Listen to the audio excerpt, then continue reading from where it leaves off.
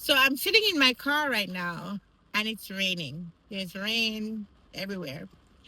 And I'm thinking to myself, I'm looking up at the clouds. So we have some beautiful clouds, but they're covering the sun. And it's obviously rain clouds, so it's dark. And I thought to myself, the rain drops have had a journey, right? Because they fell all the way from those clouds and down to the earth. And by the time I get the raindrops, they've already been falling for a minute. And then I said to myself, well, it's a good thing that we're getting water from the sky because if we weren't, then you wouldn't have any water. Like you'd have to depend on living near a water body like the lake or a river to get fresh water. So it's a great idea that the rain is falling from the sky. So you don't have to depend on living near to a water body. And it just hit me that, oh my goodness, who thought about that?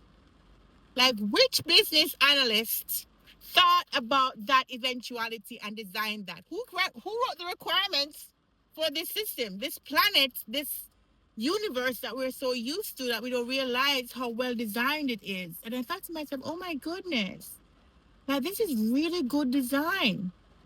To think of all the eventualities and make sure you have water falling in places that don't have water bodies so the organisms that live there can thrive because they need the substance. Like, this is just really good design. And you take it for granted because you have it all the time. But like this, whoever built this thing did a good job. Like, this thing works. This thing doesn't break down. We don't have to have different versions of this thing.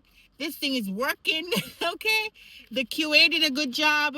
The project manager did a good job. The business analyst wrote good requirements. The designer for sure. The architect for sure. The developer for sure. And God is all of that. But this is just a really good system.